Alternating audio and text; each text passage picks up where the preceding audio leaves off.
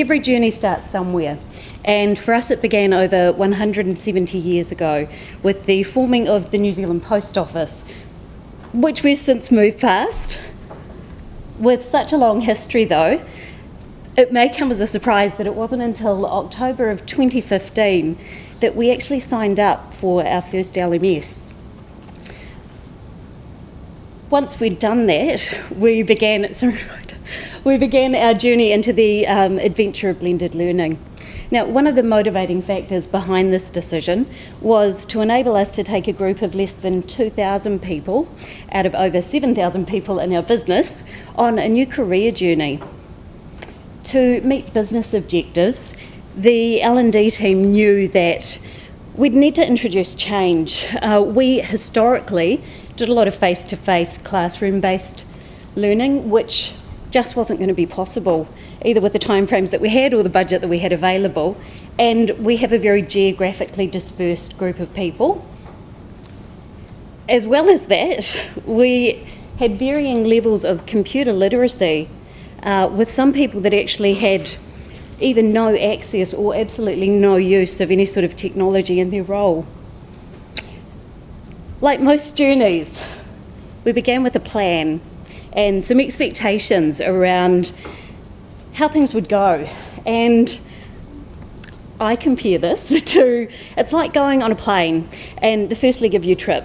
You know where you want to get to, you kind of know what you need to do to get everyone there, but there's always going to be some unexpected things like turbulence, or maybe your bag goes missing, or maybe there's fog. So we didn't know everything that would happen. But with all that in mind, we decided the best option for us was to sign up with, and now I'm concerned about how I'm going to say this, with Totara Cloud. And I'm going to change how I say that throughout this. So from a journey point of view, this was like signing up with a tour operator. And what I mean by that is, you know, you get this package and it's much easier to get up and running faster.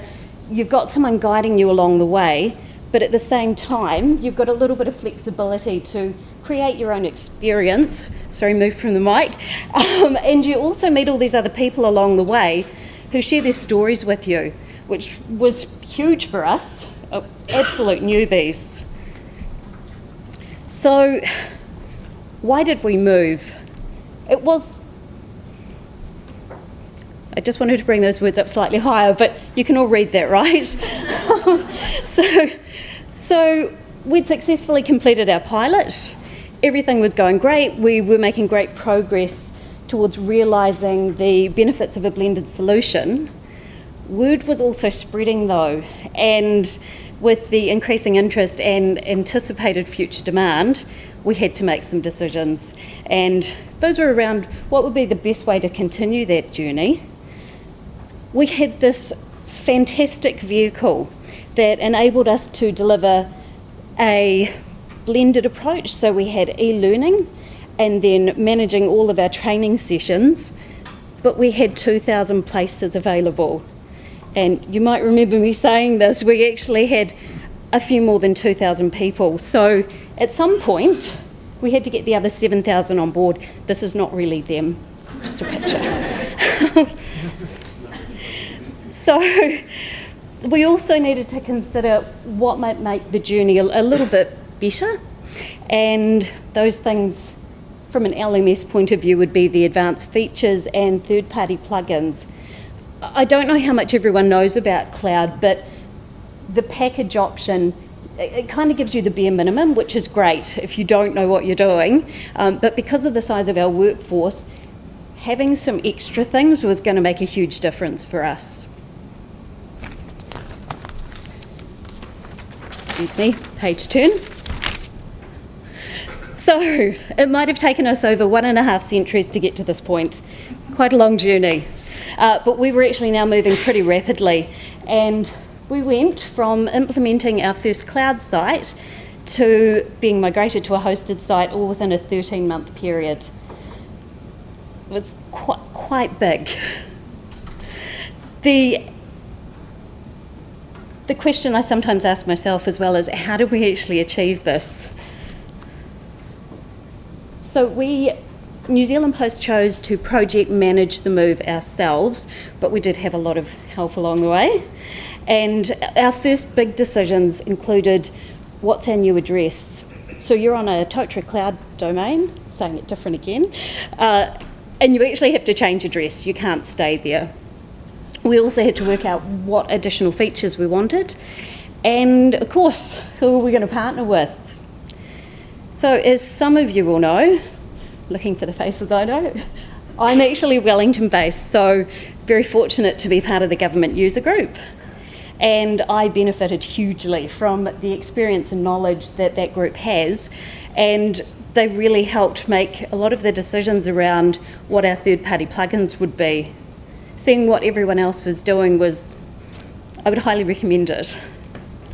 In terms of actually managing the move, our site was going to be live right up until the point that we migrated, and we still had people that had to use it as they had prerequisites to face-to-face learning. So ideally, we needed to minimise the amount of downtime for our site and also prepare all those users for that change. Like all successful projects, great comms was essential. And as I touched on earlier, the majority of our users were in roles that actually had no computer use. So they weren't on our network, and some of you saw me put my hand up, it wasn't just for the lollies. We really don't have email addresses for a lot of our users. So it meant we had to get a little bit creative in how we communicated with them. And we needed various strategies. So we did that by utilising the login screen. We knew people would go there, so ahead of time we put the details of the actual migration there. We also used email, and not just to the actual users but to their managers and leaders, so they could in turn brief their people. And in some locations we were really lucky to have some on-site support people, so they also helped with that. I talked about that support earlier. So the cloud team, so proactive in providing us with details about the process, including what they needed from us, but also what they would do with our partner. That sounded wrong as I said it, but not like that. We also arranged a session with our new partner, which helped explore the world of advanced features. So on a cloud site, the most you'll ever have is a site manager role. As soon as you get site admin, there's all of these features, not advisable to just turn them all on. And with our IT team, our IT team with our new partner worked together to get that new address up and running. And once it was done, a snapshot's provided so that we've got something to test. So even though they're the same, they're different. Everything was sorted. At this point, straightforward. Well, at least that's what I thought. We had a few steps left in the process. So both the cloud and the hosted site would be put into maintenance mode, no more access to anyone. At some point, a final copy of the site would be handed over, so we'd have the latest data. There'd be some UAT testing, maintenance mode switched off, everything's live, and then a redirect in place. Some people will have heard this already, but we hit turbulence. And what I mean by that is literally several days before our scheduled migration, there was an earthquake. And what it meant for us is, being Wellington-based, our building was completely inaccessible, no chance of re-entry, and yeah, times got a little bit stressful there. Luckily, our partner Catalyst, who is in the room, we're still open for business, thank gosh. And so in the few days remaining before the migration, I managed to develop this whole new appreciation of what having a web-based LMS solution actually means. So I was able to, from home, use my laptop and access the site and do everything that we needed.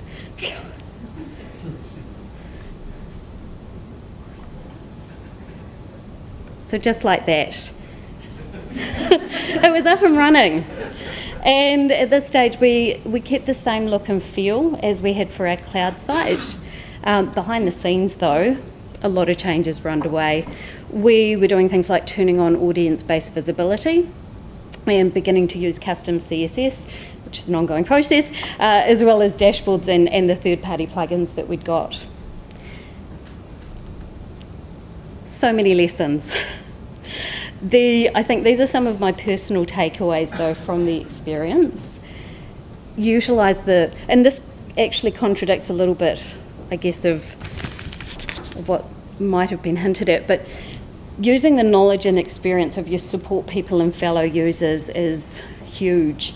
It helps identify what's possible and what's actually working well for others.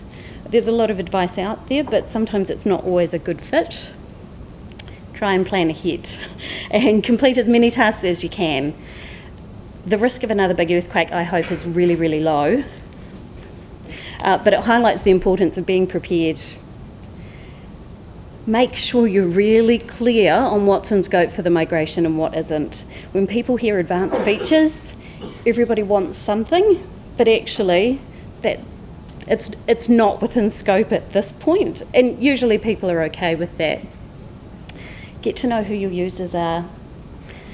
This, for us, was so important because we understood what that migration would actually mean to them and their learning, and also how we needed to actually communicate to them.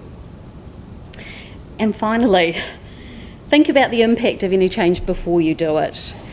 An example of this was our decision to leave the look and feel alone, and some of the rationale behind that is we recognised a lot of our users really struggled with that transition to the blended approach. By us messing with something that they'd gotten okay with, a complete loss of confidence for some people.